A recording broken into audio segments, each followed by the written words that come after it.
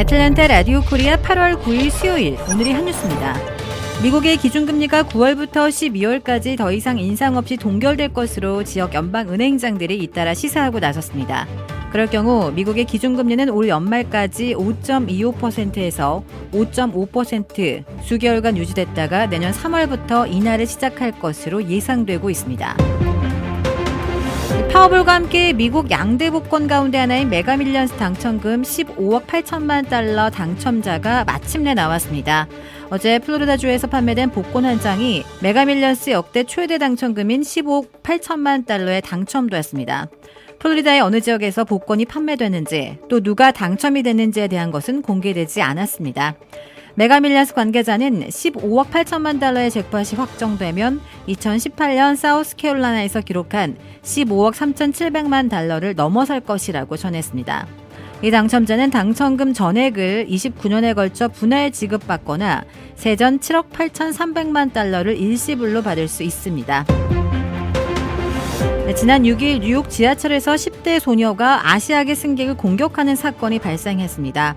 미 언론들은 어제 뉴욕 경찰이 지난 6일 뉴욕 지하철 열차 내에서 아시아계 여성과 또 다른 승객에게 폭력을 행사한 16세 흑인 소녀를 체포했다고 보도했습니다. 뉴욕 경찰은 소녀가 사건 이틀 뒤인 이날 오전 경찰서를 찾아 자수했으며 2건의 폭행 혐의를 받는다고 밝혔습니다. 이 나이를 고려해 이름은 공개하지 않았습니다. 피해자 인터뷰 등에 따르면 네바다주에서 뉴욕을 방문한 아시아계 부부는 11살 쌍둥이 딸을 동반한 상태였습니다. 이들은 미국 시민권자로 부인은 한국계인 것으로 알려졌습니다. 51세 수영으로 알려진 이 한국계 피해 여성은 은퇴한 의사라고 온라인 매체 더 메신저가 전했습니다. 영은 이날 열차 건너편 좌석에 앉은 10대 소녀 3명이 큰 소리로 웃는 것을 듣고 무심코 고개를 들었다가 봉변을 당했습니다. 그들을 바라보자 우리를 향해 손가락질하며 더 크게 웃기 시작했다며 나도 그들의 행동을 정확히 따라하며 웃었다라고 당시의 상황을 전했습니다. 이어 그들이 태도가 바뀌어 분노가 된 건 바로 그 순간이라고 말했습니다. 그의 말에 따르면 소녀들은 이후 악담을 퍼붓기 시작했고 너희 나라로 돌아가라 등 발언을 쏟아냈다고 합니다. 거친 표현들이 끊이지 않자 남편 켄 영 씨가 나서 좀 더 괜찮은 표현을 써줄 수 있겠나라고 자제를 당부했지만 이들은 오히려 더 공격적인 태도로 위협했습니다. 특히 가해 소녀들과 흑인 커뮤니티를 상대로 한 분노가 커지고 있는 데 대해 우려스럽다는 입장도 전했습니다. 이 소녀가 자수했다는 소식에 리는 안심이 된다며 나와 영에게 사과하고 다시는 이런 일을 벌이지 않겠다고 약속하면 좋겠다라고 말했습니다.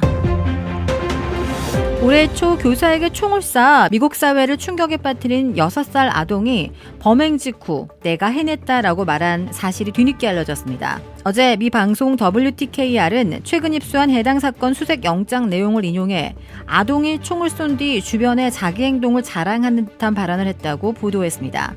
신원이 알려지지 않은 이 아동은 지난 1월 6일 버지니아주 뉴포트 뉴스시의 한 초등학교에서 수업 중이던 교사 25세 애비게일 주워너를 겨냥해 권총을 발사했습니다.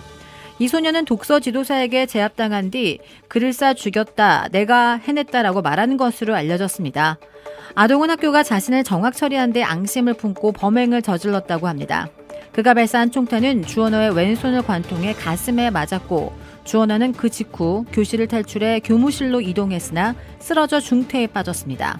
4차례 수술 끝에 목숨을 건진 그는 문제의 소년이 총기를 지녔다는 경고를 무시한 학교 당국을 상대로 4천만 달러 상당의 소송을 제기했습니다. 아동이 사용한 총은 어머니의 소유였으며 그의 어머니는 아동 방임과 관련한 중범죄 등으로 기소됐습니다. 이 소년의 어머니에게는 최장 25년형의 중형이 선고될 수 있습니다. WTKR이 입수한 정보에 따르면 이 아이는 유치원에 다닐 때도 교사의 목을 조르는 폭력적 행동을 했었던 것으로 드러났습니다. 현대자동차의 전기차 공장에 들어서는 조지아주의 유명 대학 풋볼 경기장에 현대차의 이름이 붙게 되었습니다.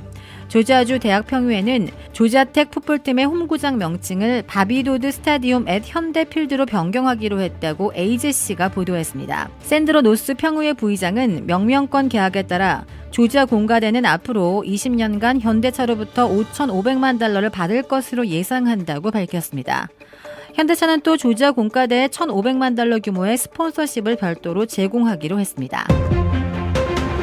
팻 윌슨 조지아주 경제개발부 장관이 조지아주를 중심으로 한 미 남동부 벨트의 부상에 대해 SK온의 배터리 공장 부지 선정이 전환점이 됐다고 평가했습니다. 오늘 업계에 따르면 윌슨 장관은 최근 SK온의 미국 법인 SK배터리 아메리카가 소셜미디어에 올린 인터뷰를 통해 조지아주가 전기차 배터리 제조업 중심지로 떠오른 것은 SK가 시작한 것이라며 이같이 강조했습니다. 미 남동부 벨트는 과거 전통적 자동차 산업의 중심지로 꼽혔던 북동부에 이어 2000년대 이후 글로벌 완성차 업계가 둥지를 트며 미국 내 신흥 자동차 생산 거점으로 꼽히는 지역입니다. SK온을 시작으로 SK온 현대차 그룹 합장법인 등 배터리 공장에 들어서면서 자동차 전동화 중심 기지로 탈바꿈하고 있습니다. 주택 구매뿐만 아니라 커머셜, 웨어하우스, 비즈니스 건물까지 부동산계의 큰손 이주환 부동산.